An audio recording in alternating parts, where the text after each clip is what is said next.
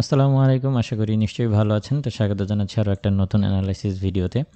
তো শুরুতেই আপনারা যেমনটা দেখতে পাচ্ছেন যে গতকালকের আমাদের যতগুলো রেসিস্ট্যান্ট জোন ছিল, যেমন এটা ছিল, এটাকে ক্রস করেছে, এটা ছিল, এটাকেও ক্রস করেছে এবং আজকে এশিয়া সেশনে আমরা কিন্তু দেখতে পাচ্ছি যে গোল্ড অল টাইম হাইকে পুনরায় টেস্ট করেছে। যদিও এরকম একটা ইঙ্গিত আমি অনেক আগেই আমার টেলিগ্রাম চ্যানেলে দিয়ে রেখেছিলাম, ফ্রি গ্রুপেও এটা দিয়েছিলাম, যেমন এখানে আমি প্রুফটা শেয়ার করেছি। এটা হচ্ছে আমরা যদি এখানে ক্লিক করি তাহলে দেখতে পাবো যে 17 তারিখেই আমি এই অ্যানালাইসিসটা দিয়ে রেখেছিলাম এবং আমি একটা আইডিয়া দিয়েছিলাম যে যদি প্রাইস এই লেভেলটাকে ক্রস করে তাহলে এটা আবারও পুনরায় অল টাইম হাইকে টেস্ট করতে পারে। যারা আমার টেলিগ্রাম চ্যানেলের সাথে কানেক্টেড রয়েছেন তারা নিশ্চয়ই এই সম্পর্কে জানেন। তো এই যে অল টাইম হাইকে পুনরায় টেস্ট করলো, এর পেছনে বেশ কিছু কারণ রয়েছে। অনেকেই ভাবছেন যে রাশিয়ার সাথে শান্তি আলোচনা হচ্ছে, সেই অর্থে গোল্ড ডাউন হতে পারে বা এই ধরনের চিন্তাভাবনা করছেন। তো সেটা এই মুহূর্তে কেন হচ্ছে না? প্রথমত হচ্ছে যে আলোচনা শুরু হলেই যে শান্তি চুক্তি হয়ে যাবে ব্যাপারটা এরকম না। দ্বিতীয়ত হচ্ছে ফান্ডামেন্টালি অনেক ইস্যু চলতেছে, বিশেষ করে শুল্ক নীতি। যারা আমার টেলিগ্রামের সাথে কানেক্টেড রয়েছেন তারা নিশ্চয়ই এই বিষয়ে জানেন, তাই এই বিষয়ে খুব বেশি একটা আলোচনা করতে চাচ্ছি না। আমি যদি আপনাদেরকে একটা প্রুফ দেখাই, যেমন আমি এখানে সকাল থেকেই অনেকগুলো নিউজ নিয়ে আলোচনা করেছি, এটি আজকে সকালেই।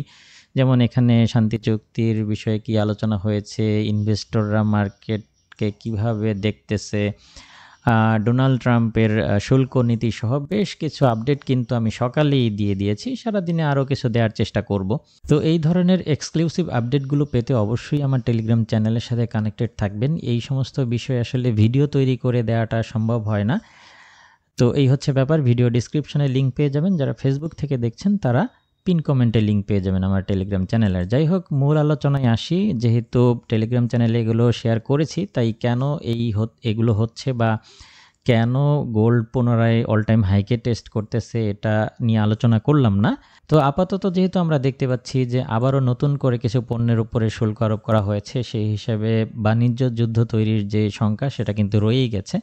তো এই কারণে গোল্ড আসলে অল টাইম হাইকে টেস্ট করেছে এবং আমরা যদি দেখি যে অল টাইম হাই থেকে যদিও ফিরে আসছে গোল্ড, কিন্তু প্রাইস কিন্তু উল্লেখযোগ্যভাবে ডাউন হচ্ছে না, এখনও উপরেই সাস্টেন করছে। তো সেই হিসেবে আমরা অবশ্যই পরামর্শ দিব আজকের দিনেও বাই খোঁজার জন্য। যে কোনো সময় এই অল টাইম হাইকে ভেঙে ফেলতে পারে মার্কেট। আর যদি ফিরে আসে তাহলে হচ্ছে এই সমস্ত লেভেলকে যদি ক্রস করে ফেলে, বিশেষ করে 2921কে যদি ক্রস করে তাহলে পুনরায় এই লেভেলটাকে টেস্ট করতে পারে। অর্থাৎ একটা বড় মাপের সাইডে রেঞ্জের ভেতরেও মার্কেট মুভ করতে পারে, অথবা যদি এই অল টাইম হাইকে ভেঙে ফেলে তাহলে নতুন করে আরও একটা ওয়ার্ল্ড রেকর্ড কিন্তু গোল্ড তৈরি করবে।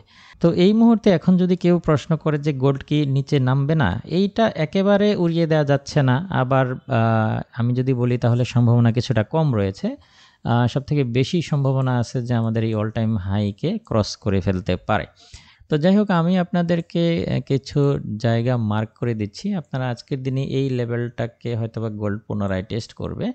তো এখান থেকে পেয়ে গেলে আপনারা আবারও নতুন করে বায়ের চিন্তাভাবনা করতে পারেন। বিশেষ করে গোল্ড যদি পুনরায় এই দিকটায় টেস্ট করে রিজেকশন তৈরি করে তাহলে এখান থেকে আবারও বাই হতে পারে। আর এই লেভেলটাকে যদি, এই জোনটাকে যদি ক্রস করে ফেলে তাহলে নিচের দিকে এই ট্রেন্ড লাইনকে টেস্ট করবে।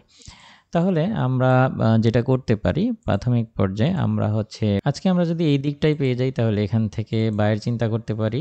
অবশ্যই আমরা দেখার চেষ্টা করব যে এখানে সে রিজেকশন তৈরি করে কিনা বা ক্যান্ডেল রিজেকশন পায় কিনা। আবার যদি এটা ড্রডাউন করে এখান থেকে আরও একটা বাই দিতে পারি, সবকটার স্টপ লস এখানে দিয়ে রাখবো। আর এটা যদি ক্রস করে ফেলে, অর্থাৎ 2909 যদি ক্রস করে ফেলে তাহলে 2909 এর নিচ থেকে আমরা সেলে যাব। তাহলে আমরা যেটা করতে পারি যে এখান থেকে আমরা বাইয়ে যাব, এটা ড্রডাউন করলে আরও একটা বাই এখান থেকে নিব, স্টপ লসটা এখানে দেবো এবং 2909 যদি ক্রস করে তাহলে আমাদের প্ল্যানিংটা চেঞ্জ হয়ে যাবে। সেই ক্ষেত্রে এটাই হবে আমাদের আবার সেল লেভেল, সেই ক্ষেত্রে এই নিচ থেকে আমরা আবারও সেলে যাব।